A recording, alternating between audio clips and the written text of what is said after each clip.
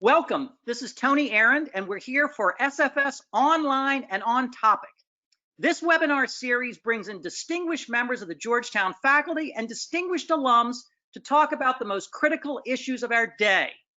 It is produced by the Georgetown University Alumni Association in association with the Walsh School of Foreign Service.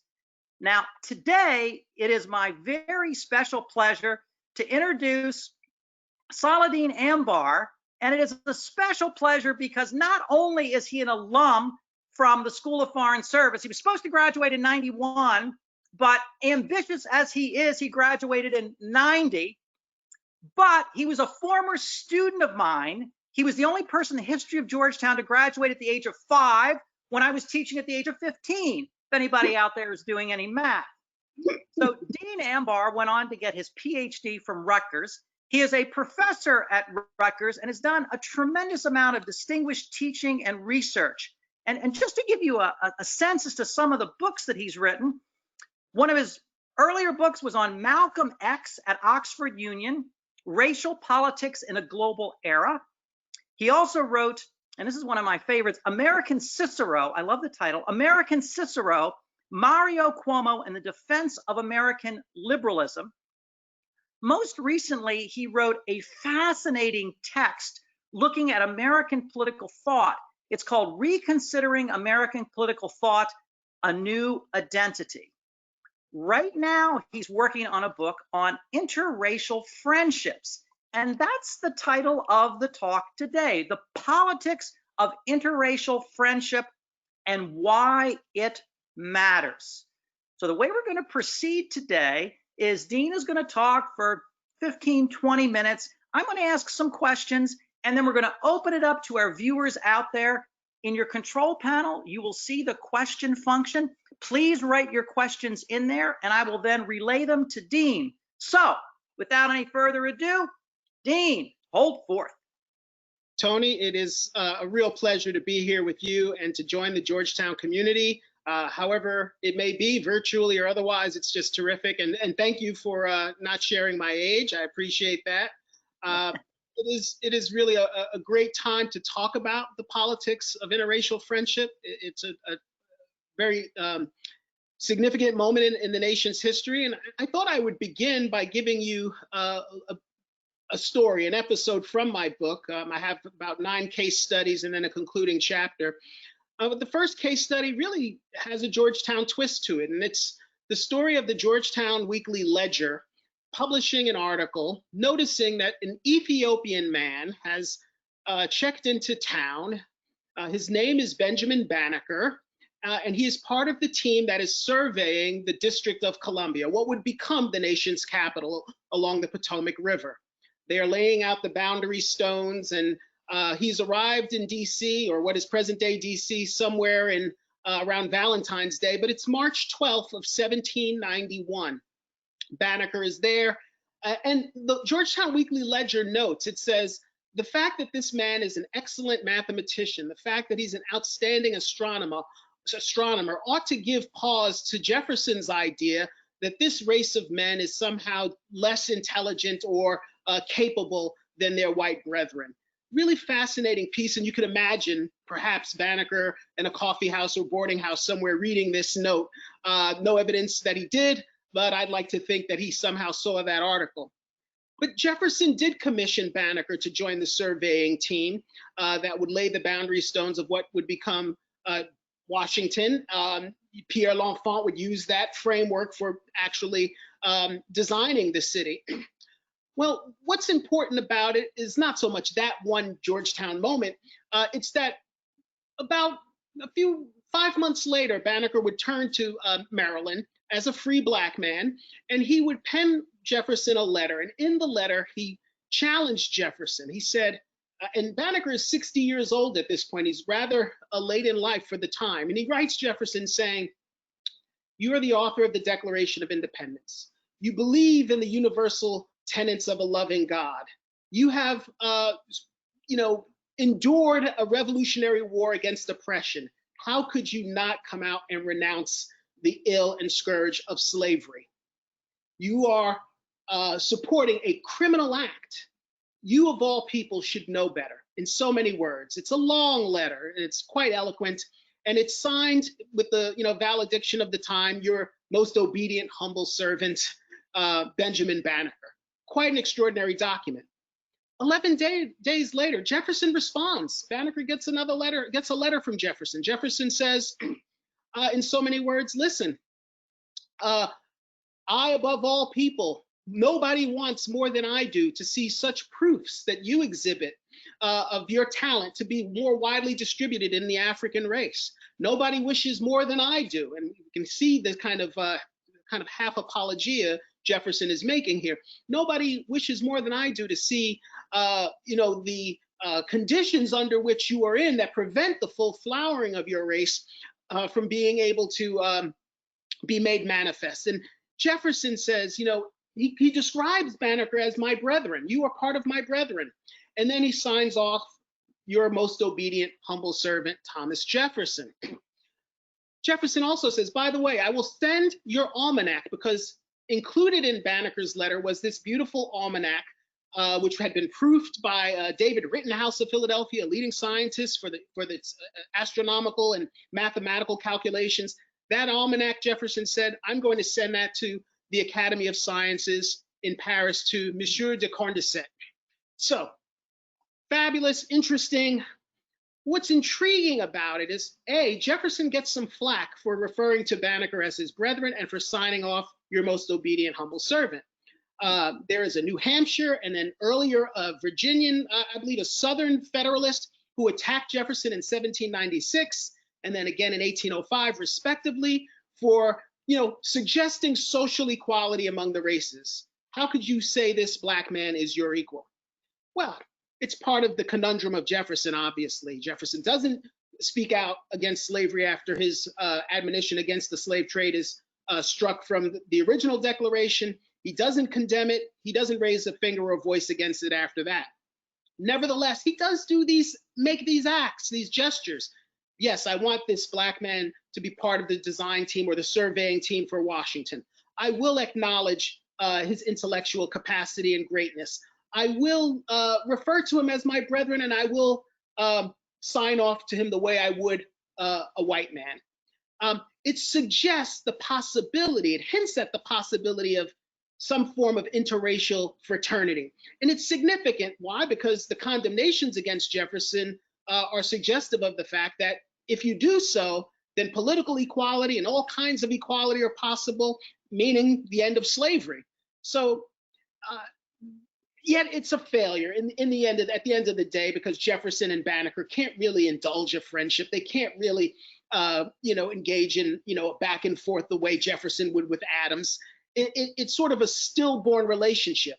It's a closed era for interracial fraternity on that scale. But it hints at what might be possible. Now, Lincoln and Douglas have a meeting. Their second meeting is on the same day. It's August 19th, 73 years after Banneker's letter to Jefferson. It just happens to be that way. And this second meeting between Jefferson and, the second meeting between Lincoln and Douglas is political in nature. Their first meeting, Douglas arrives uninvited, and he basically excoriates Lincoln for being slow moving on black pay.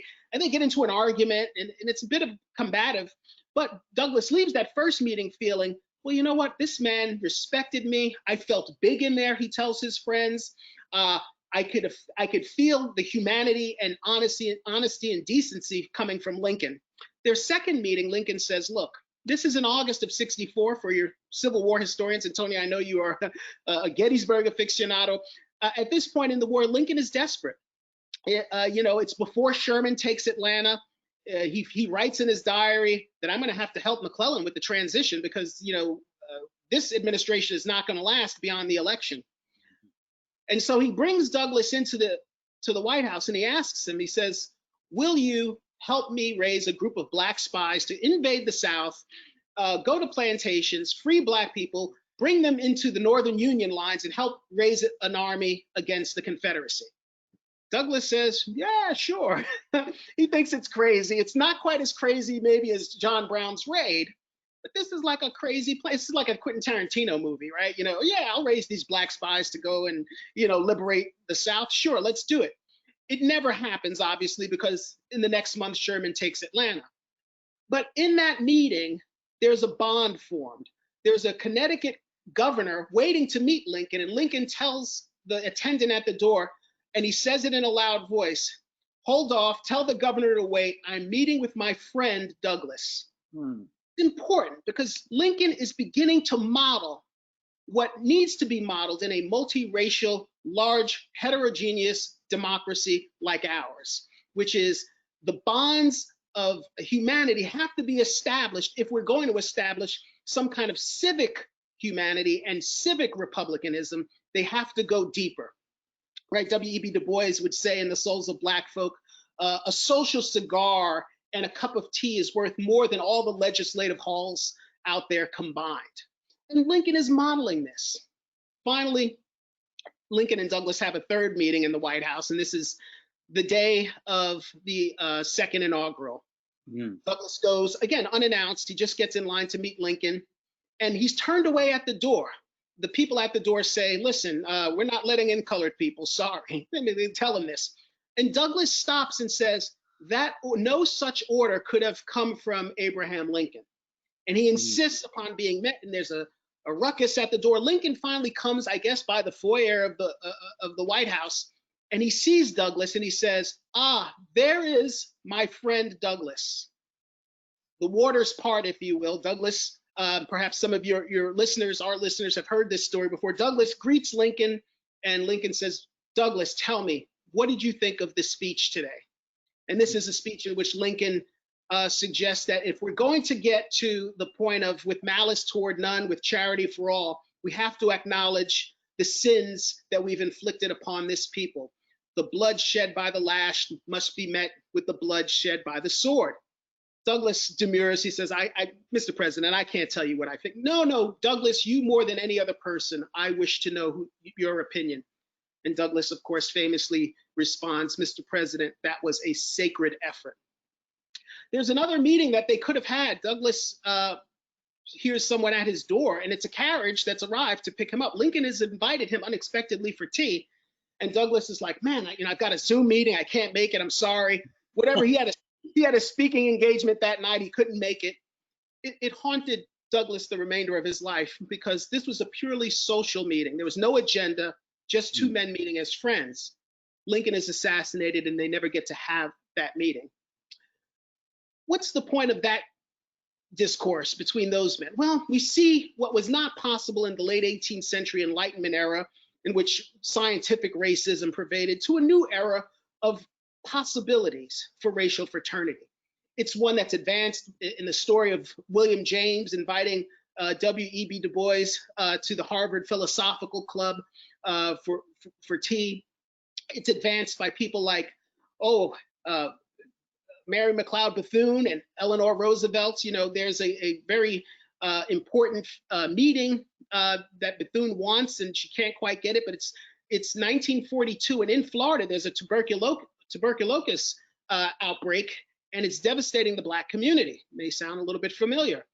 And she can't go to FDR because FDR and race is hemmed in politically, but she has a friend, and the friend is Eleanor Roosevelt, and she's befriended her over the years, and they've developed a warm relationship and also a deep political set of commitments for racial justice. She writes Eleanor Roosevelt saying, "We have this TB outbreak. We just need 200 beds. 200 beds in this sanatorium will make all the difference in the world. And I know you have never let us down before." It's that kind of friendship and bond that advances democracy, that advances the work of the nation that I'm interested in this book.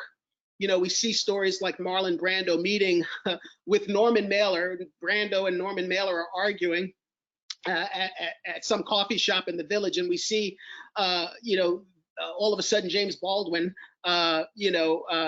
interact with them, and Baldwin and Brando develop a great relationship, a beautiful friendship, perhaps a romantic friendship. It may turn out to be the case, but nevertheless, what we see in them is individuals who use their celebrity, who use their iconic status for the public good. They know they have to model democracy on the March on Washington. They're embracing one another. You know, Brando becomes somewhat radicalized by Baldwin, who talks to him about race. And Brando becomes a great advocate for racial justice, the rights of indigenous people, and so forth. But there you see, and after the March on Washington, there's this wonderful moment afterwards where there's a round table where the actors like Sidney Poitier and Harry Belafonte and Charlton Heston and others are talking about racial justice. And you can see Brando and you can see Baldwin go off script in ways that, you know, the hosts did not quite imagine or expect. These episodes are not just, you know, great little stories to make us feel good. They're really to challenge us to look at how we in our own lives, I think, and even in this present moment, are engaging with our fellow citizens across racial lines in ways that are not just based on cheap friendship or, you know, sort of simple, forms of engagement that make us feel good, but how are we engaging one another in ways to advance democracy, to practice the spirit of, you know, democratic republicanism and racial justice, and to do so in a demanding way. What we have after these stories are the memories and how they're memorialized, how Lincoln is memorialized by Douglas, how Du Bois memorializes William James, how Bethune and Eleanor Roosevelt speak about one another. It's really profound. And the stories that people tell, indeed, sometimes they're exaggerated. You know, the stories today on the internet of Marilyn Monroe and Ella Fitzgerald and how they helped desegregate some of the nightclubs in Hollywood. Sometimes people go far, and even that's instructive. But what I've thought about during this process is how the democratic process in a multiracial democracy has to be advanced. And I'll just conclude by saying, you know, when Washington delivered his famous farewell address, you know, he said, you know, with slight shades of difference, you all share the same religion, the same manners, the same habits and political, you know, principles. And he's concerned about faction and political parties, as we know. He's concerned about geographical differences, and he's trying to remind people of what they have in common. You know, our mission today is different, though. You know, we have a nation that's not made up of people with the same religious background, more habits. You know, we have different cultures, different points of view, you know, different backgrounds, different, you know, political ideologies. How can we today take the spirit of what Washington was seeking, but in the way that's going to incorporate these differences and allow us to, you know, push our democracy to where it really needs to be? And that's what I'm hoping to finish up and finish exploring this year, and hopefully produce in the form of a book, Stars and Shadows: The Politics of Interracial Friendship, from Jefferson to Obama, sometime in 2021. So I'll leave it at that, Tony, and I'm happy to take questions. Dean, that's honestly inspiring. That's really inspiring. It's so wonderful to hear those stories, and some of them we've heard before, but in particular, the Lincoln Douglas story nearly brings tears to my eyes. To hear Lincoln reaching out saying, "My friend Douglas," and recognizing that's not the casual way we use the word friend today. He would have said it, and it was one thing that he would have said it, but it was another thing that he said it for people to hear as president of the United States. So this is just truly inspiring. Let me ask one sort of general question, and then I'm going to press you on what we need to do today. I'm going to sort of press you on what we need to do today based on your work here. So the one question is, in doing your research, and I remember we talked about this, you were in town for the American Political Science Association conference about a year and a half ago or so, and you were just starting to work on this book. What did you find the most surprising in the research you did? Anything that sort of came out, wow, I didn't know that, or that really surprises me, or is it serendipitous? You know, there are little episodes and vignettes of people that I didn't necessarily know. I didn't realize, I mean, that Brando, that Baldwin sought Brando out to, you know, be a part of a film with him. He was going to make a film of Giovanni's Room, and he was going to have Brando play the cafe owner and so forth. And so the little stories like that, and, you know, about the intimacies and how they, you know, individuals bonded. But I was really struck by, and I did not really tell these stories, but the number of failures. And I am also struck by, and I certainly will talk about this in the introduction and conclusion, and I think fairly I will talk about this president's failures to demonstrate, I think, the kinds of bonds that are necessary to build in a democratic republic across racial lines. But it has been well documented what happened between Teddy Roosevelt and Booker T. Washington. Woodrow Wilson's failure to develop and cultivate a relationship with African-American leaders, certainly W.E.B. Du Bois, A. Philip Randolph, and FDR, what might have been had they been, had FDR been open to that kind of public. And I think that's what's important here, the public display of friendship. We can say it's, demonstrative and performative, but it's not unimportant. People need to see examples. They need to see the examples. But I am struck by the number of failures, the lost opportunities, as well as the ones that I guess champion in the book. That's interesting. Yeah, we can certainly, reflect on those failures. The last chapter, you mentioned Obama. So maybe if you could discuss the friendship that Obama had and what you glean from that friendship. Well, I think it's quite obvious that Biden and Obama are dear friends, and it didn't necessarily start out that way. It was something that was developed over time. And I'm struck by, I think, the three things: the private aspect of it, where, Baldwin said about friendship, his friendship with Brando, it shouldn't even be discussed. And that's how real, in that personal way that people bond with one another, it shouldn't be. Ellison writes to Shirley Jackson about her short story, The Lottery. And he says, I'm glad to see we're working in the same vein now, because I'm writing about invisibility and you're writing about terror. And you know what? But I guess the point is that there's this private dimension, these letters and things that are shared by the individuals. It becomes public, though, in ways that are beneficial to the republic, beneficial to us as Americans. And Obama and Biden, I think, did have this performative aspect, down to the, Presidential Medal of Freedom, I guess it is, that he was, Obama gives them, but also just their bon homie, their exchanges, the silliness. I think, some of that is natural, but I think some of that is for us. It's for us, it's for the nation to see, these guys actually genuinely like one another. Now, I will raise this as a point back to Du Bois and about that social cigar and about the cup of tea.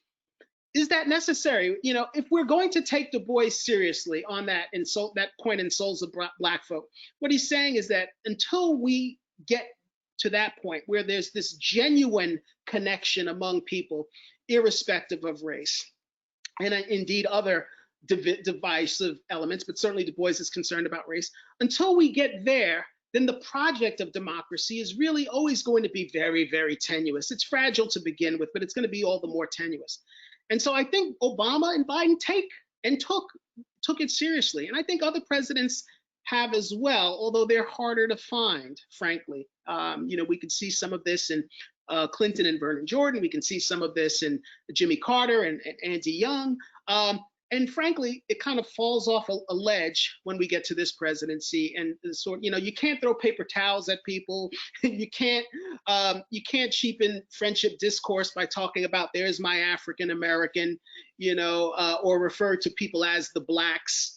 That's not the project. You're taking us back before Lincoln and Douglas. You're taking us back even before Jefferson with that kind of, even Jefferson said, I'm your most obedient, humble servant.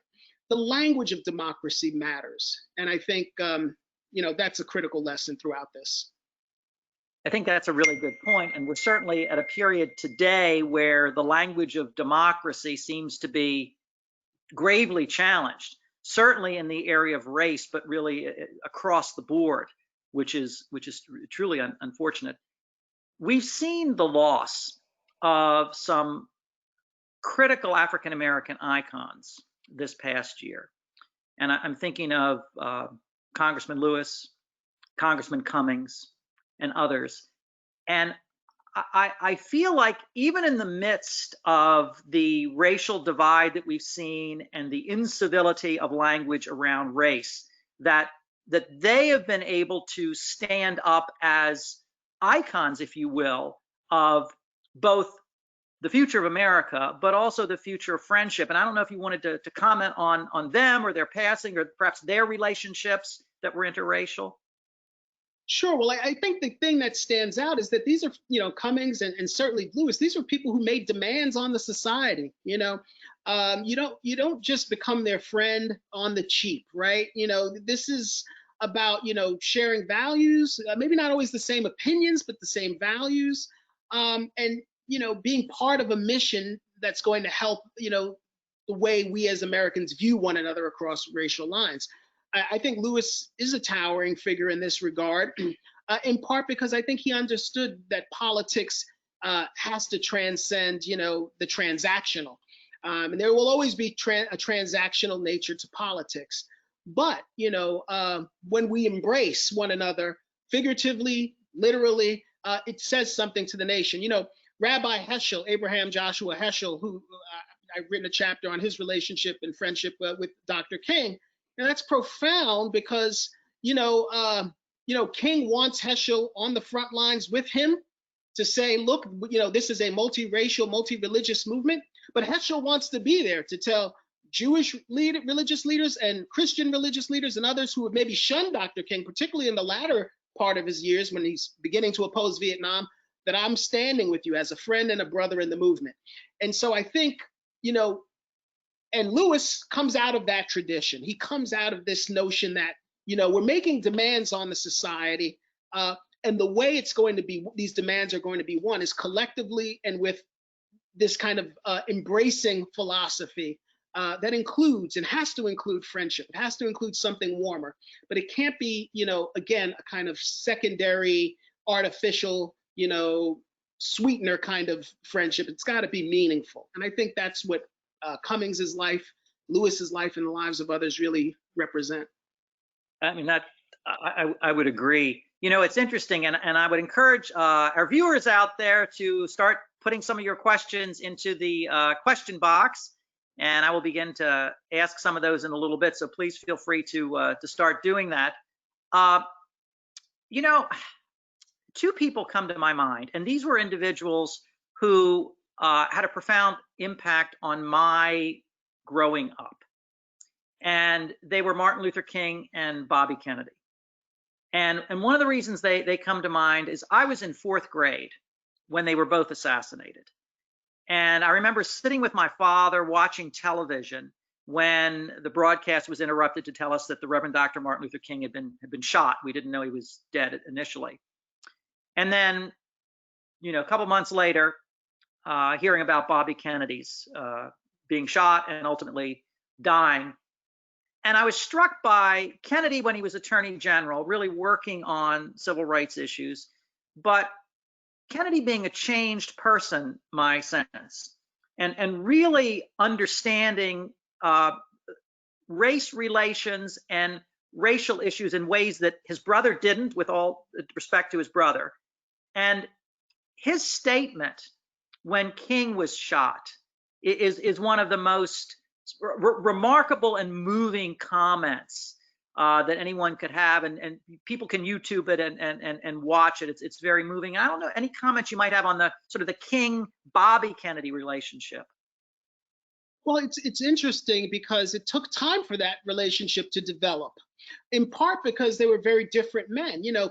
Bobby Kennedy was a wealthy man, but he was wealthy casual, right? Like, I don't have to I'm not going to put on a suit. I can be in frumpled clothes. And, Dr. King is a Black Christian minister, right? He's going to the bathroom in his shirt and tie. You know what I mean? He's very formal. That was a little off-putting for Bobby Kennedy. It was still, they were different, had different styles in that way. Dr. King is very formal and Bobby's more direct, right? But I think what happened was that Bobby Kennedy, the grief he experienced, the epic grief he experienced after his brother's assassination, transformed him and really scraped off of his body, almost like that famous sculpture, and I forget the name of it. My Italian art history friends will forgive me, scraping off the dust of his past life and becoming a different kind of person, a more empathetic person, not the, I'm gunning for your neck or throat kind of Bobby Kennedy that had existed during, the 50s and early 60s. And when he transforms in that way, I think that also transforms the dynamic of King and his relationship. And I'll just make a quick statement because I couldn't agree with you more about that speech in Indianapolis after Kennedy learns about King's assassination. He quotes Aeschylus, he verbatim from memory, about grief and the drops of tears falling upon the heart. What I love about that speech, one of the things I love about that speech is he doesn't talk down to Black people, doesn't talk down to poor people. He is, if you don't know Aeschylus, if you don't know this poem, you're capable of understanding it. It's not, but I'm not going to not be who I am. I'm going to share with you how I experience grief, and I'm going to convey it to you. Bobby Kennedy was one of the last truly authentic political leaders, I think, sad to say, this country's had. We've had them, but they're very few and far between since. And I think his connection with Black people, with Black voters, was real and deeply, deeply felt on both sides.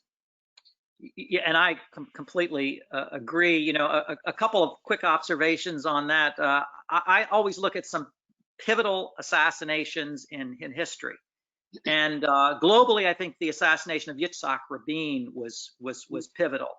Under domestic U.S. politics, I think it was the assassination of Bobby Kennedy that was really pivotal, because had he have lived, had he have been elected, I think we would have seen a fundamentally different turn in American politics. Because I think you're right, he was a very different person, and I think it's also important what you noted about he was changed. The assassination of his brother fundamentally changed him and made him a different person, a person he wasn't in the 50s, and a person his brother wasn't either. So either way, it's a fascinating time globally.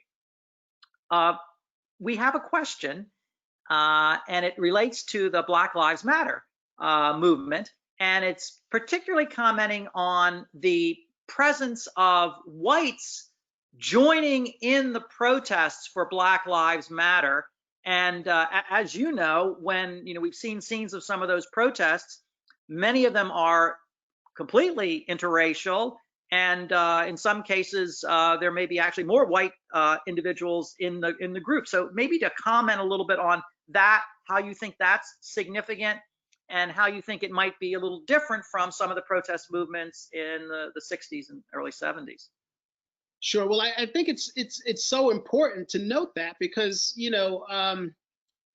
if citizens are being killed in the street indiscriminately, all of us have to feel that pain. All of us have to recognize that could be us, and even if it couldn't be us, that it's just a moral wrong. And so I think it's been one of the real important aspects of what we've seen in the form of protest over these past months or year now, is to see the number of whites, young and old, who've taken to the streets to say, you can't do this in our name. White women and mothers, going to the front lines to protect Black protesters from police acts of violence. The multiracial aspect of it is critical. It doesn't take away from Black leadership of organizations, but the truth of the matter is that until unarmed Black folk in this country and their death is seen by all as afflicting us each personally, it's going to not only continue to happen, it will perhaps, destroy the very nature of this country, because we are at a crossroads in terms of political discourse, resolving problems, or violence. And so the only way out of it is, short of violence, is to come together and to take up the struggles of those who may not look like you, may not believe like you, to go back to Washington's farewell address, who may not share all the same customs and habits of you, but to do it as if they did, because at the end of the day, we all share, the common bonds that John F. Kennedy talked about at his American University address. Mm-hmm. breathing the same air, drinking the same water, caring for our families. That fundamental humanity is still with us. I mean, Dr. King's last night was spent fighting for the rights of sanitation workers, wearing those placards, "I am a man."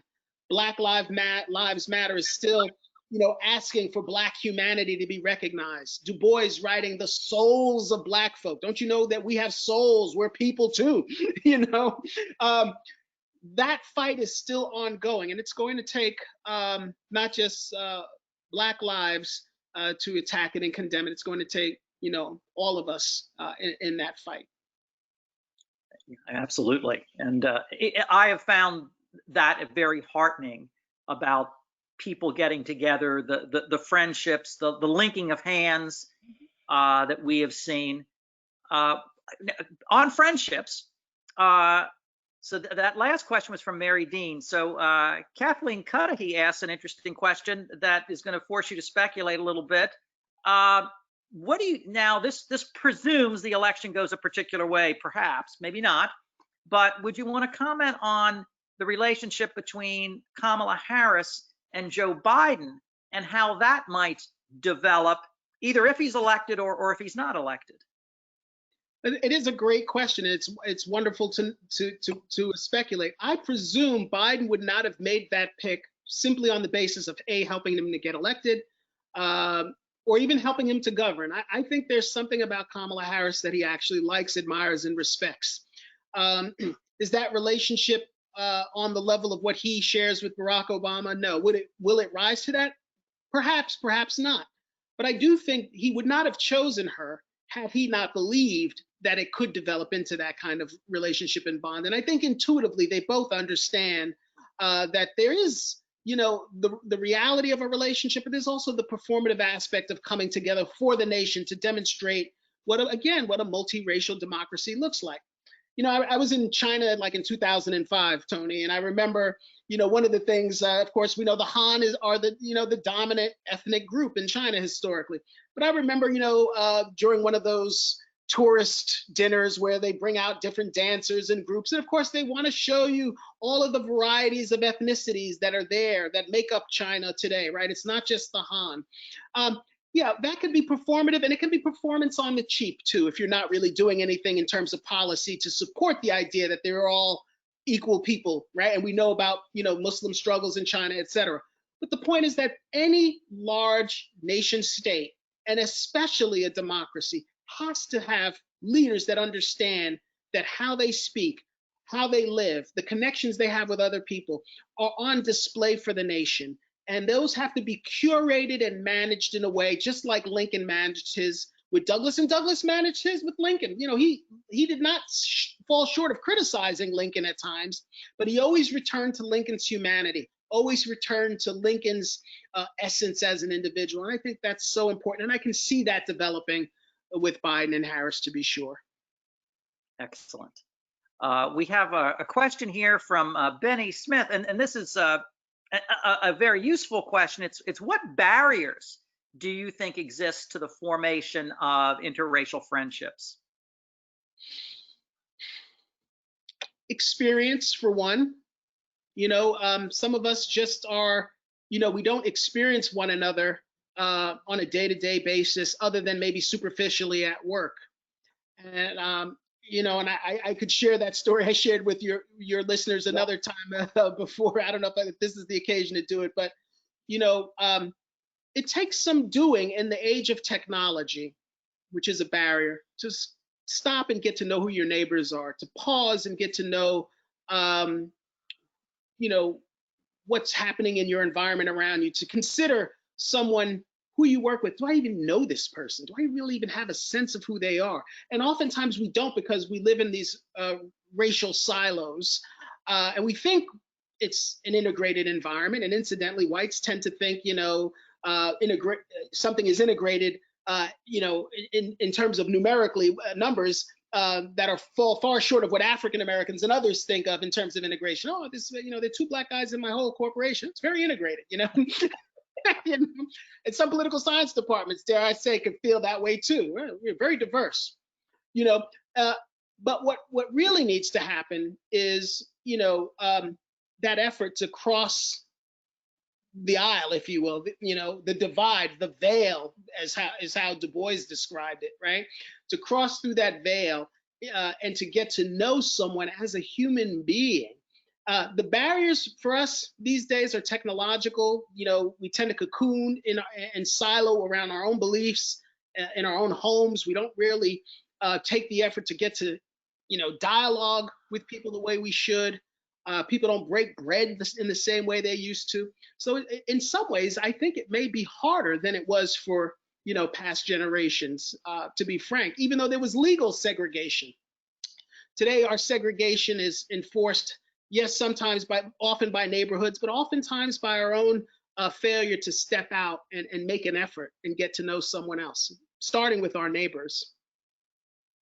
I think I was running a staff meeting the other day, and we were talking about Indigenous Peoples Day, and so we were sharing some views on that. And somebody made a very astute observation about exactly what you said.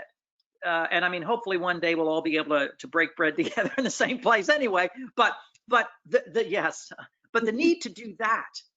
And not in a superficial way, but to really get to know people, and not to say, oh yeah, our workplace is diverse because there are X number of people of this background, X number of people from that background, but rather to make an effort. And it can, depending on where you are, it can require an effort. One of the challenges in this country, maybe you could comment on this, is that there are certain parts, and this actually came up at the staff meeting too, there's certain parts of this country that are very non-biracial, if I can use that. In other words, purely one ethnic group or the other. And because of that, it's even more of a challenge as opposed to someone living in the District of Columbia or someone living in New York, where, and even there's a need to do it. But I don't know, any comments on sort of the way the country is broken up, or the demography within the United States, and how that might affect this? Well, now we're into the matter of emphasizing the fact that we do need the laws to assist in breaking up all white neighborhoods or enclaves, redlining. We've got to have legal assistance in making sure that people can in fact break up into communities. When I got married back in 1994. I was looking for an apartment in Astoria, Queens, and I would call with my New York Daily News phone numbers of the want ads, or the advertisements for the leases and so forth. And then I would show up, and then it'd be like, oh no, they would see my face. And it got so bad that I actually had to tell people. I said, look, I'm Black, I'm African American. If that's going to be a problem, let me know. It took me a long time. I finally got a Greek family to accept me. Jimmy V, let's just call him Jimmy V. His last name was V. I met Jimmy, older guy, Greek guy from Thessaloniki in Astoria. He was from Thessaloniki. He was a terrific guy. But, I remember meeting him, and I saw someone in his home that I recognized. And it turned out to be a Black woman from the Caribbean who I went to middle school with. Huh. And so she was married to Jimmy's son. And then there was little Jimmy's, little chocolate baby, little grandbaby there, beautiful little grandkid. And I thought, wow, maybe I hit the jackpot, because Jimmy V, who may have never had to interact with Black people before, now in his village in Thessaloniki, now in America with his grandchild, a person of color, he had to, learn to broaden his horizons. I'm telling a bit of a story there. I don't really know the dynamic. All I did know is that I couldn't find an apartment until I got to Jimmy. And so we need the law, and we need our hearts simultaneously open to make this happen, especially in places where it hasn't happened or can't happen simply on the basis of geography. We've got to encourage it. We can't talk about, taking over the suburbs and using coded language like that, frankly, to stoke fear into people's minds and hearts about what diversity will actually mean for them going forward.